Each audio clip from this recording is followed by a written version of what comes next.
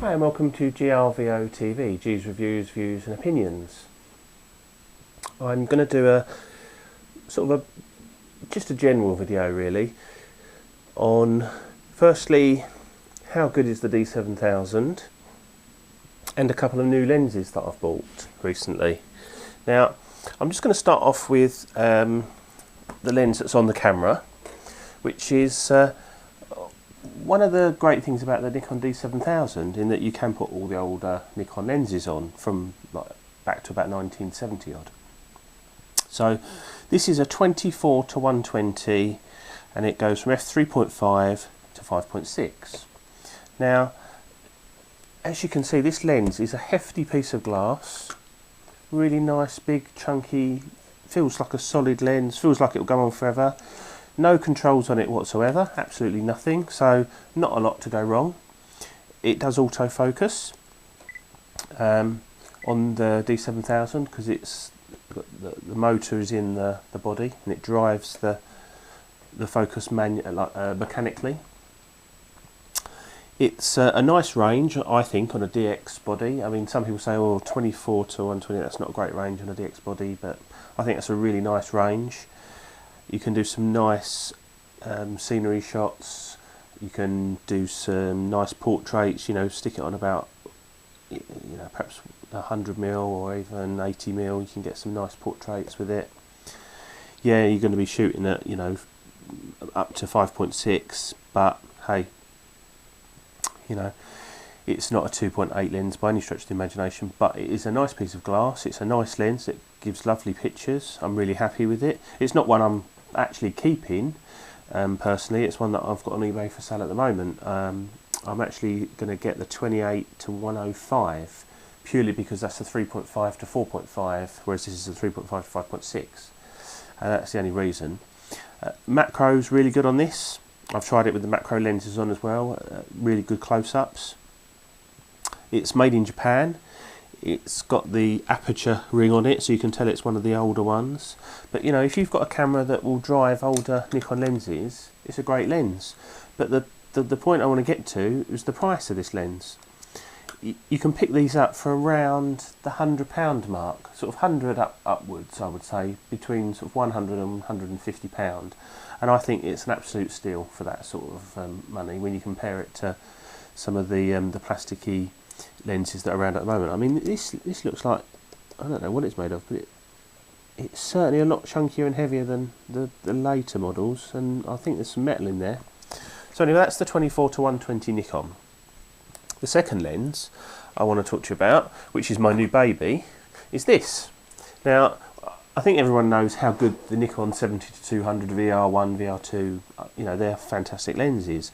But what if you want a Nikon 70 to 200 2.8, but you can't afford a Nikon? I used to have the Sigma, I've sold that. Absolutely no issues with that whatsoever. Fantastic lens, the older version, the non-OS version I had. Brilliant, brilliant lens. But I sort of made a conscious decision to get all Nikon lenses. Don't ask me why, because I don't really know myself, but hey ho. So it was like setting myself a little challenge. Can I get something good enough, but a Nikon?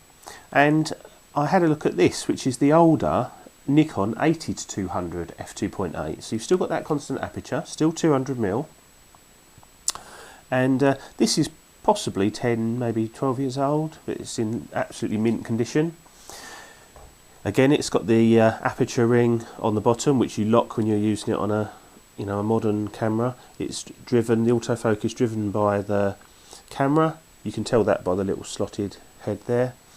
And you know, it's an absolutely gorgeous lens. Again, it's a nice heavy lens. It's a good piece of glass. I mean, this is, in its day, was, and it still is, Nikon Pro glass. The autofocus is really fast and snappy, and a nice feature is if you're shooting something more than, I think it's more than about 6 feet away or 6 meters away, you stick it on limit, it limits the focusing range so that it's even quicker. But to be honest, I've never had the need so far to actually use it in limit mode because it focuses quick enough anyway. The zoom is nice and smooth. The manual focus ring is nice and smooth. The tripod collar doesn't come off, but it does rotate, and it's quite a small one as well, so it's not really in the way anyway. So you can pick these up for around between $450 and I think I've seen brand new ones for $650. Now I think that's roughly around the same price as a Sigma non-image stabilised version, but you're getting Nikon, and you know, I think that's a fantastic quality lens. So that's the 8200. There you go. Next, I wanted to talk to you about this, which is the Nikon 18-70, and I've done reviews on this lens before. I think it's a fantastic little lens, and I think it outperforms any kit lens sort of around at the moment, including the 18-105 VR. But someone said to me, oh, that Ken Rockwell says the 18-55 kit lens, the VR or the non-VR, are both much better lenses than this. So I've read Ken Rockwell's reviews, and he's obviously a pro photographer. I'm not going to knock him, he has his opinions. There's some really interesting stuff on his website. However, I think he sort of misses a bit of the point when he talks about the 18-55 kit lens, because he compares it to the 17-55 2.8 Nikon. Now that's a lens that I aim to get early next year, and all the reviews I've read on that are that it's a fantastic lens. It's a, you know, obviously a fast 2.8 lens, and but he almost sort of says, well, it's not really worth the money. Get the 18-55 kit lens. Well, the 18-55 kit lens is all plastic, even the mount's plastic. It looked like I could probably snap it off the camera quite easily, especially on a, you know, reasonably heavy body with a battery grip. So the first issue I have with the kit lens is the actual construction of it and the quality of it. It's just too plasticky for me. The second problem I have with it is the front element rotates when you focus and zoom. So you can't put like a graduated filter on, and as soon as you adjust it, it's going to move. So that's hassle. The range 18-55 is not great. You know, if you're comparing it to the 17-55, you've got a little bit wider. This is the 18-70. This is a bit longer. And you've got, what is it, 3.5 to 5.6? Or is it 4.5 to 5.6? I'm not even sure now. It's so long since I had one. And whilst, yes, the VR can compensate for the f-stops, what it won't do is allow you to blow the background out like a 2.8 lens will. Now, one of the reasons why I like this lens is because it's a 3.5 to 4.5. So it doesn't sound a lot better, but in use it is so much better. When you're at 70mm, you're only going to 4.5 as opposed to 5.6. Now that can make quite a bit of difference. I mean, it's all very well saying, yeah, you can bump your ISO up, but if you're already high on your ISO and you're getting a noisy picture anyway, then, you know, a bit of extra sort of stopping light is worth having. It's a metal mount. It's got a rubber gasket. It's got the AFS, so it's got the built-in like silent wave motor, and it is very quiet in use. It's got a manual override, so if you're auto-focusing, you can manually override it without touching a switch, and then obviously you've got your full manual in which it won't autofocus. So, and when you zoom and when you focus, it's all internal focusing, so nothing moves when you focus, and it just moves in and out when you zoom. It doesn't turn, so you can put all your different filters on the front. Another reason why this is a great lens, the 18-70, cheap as chips. You can get a mint one for about 120 quid. You can get one like this, which wasn't mint. I've cleaned it up a bit and it's come up absolutely fine. There's no problems with it at all. There's a tiny scuff mark on the front lens, but I paid, I think, 70 quid including postage for it. So that's the Nikon 18-70. I think that absolutely annihilates any 18-55. I don't care about VR particularly. Yes, it's useful if you're doing video, and if you are, then yeah, and you want image stabilisation, well, you know, go for it. But I still think if you've got something like a D7000 or a D5100, it's a much better option than the kit lens. Yeah, keep the kit lens for videoing, but I still think this 18-70 is a great lens. I had one of these, sold it, regretted it, and I've bought another one. That's how good I think it is. And that is basically going to do me until I get the 17-55 2.8. So there you go. One just last thing on the Nikon D7000.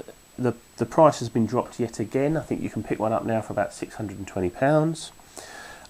I think it's an absolute bargain. Yeah, people are saying that there's going to be a replacement coming out soon and it's going to be fantastic, but it already is fantastic. And I think Nikon, when they built this camera, they pitched it absolutely perfectly.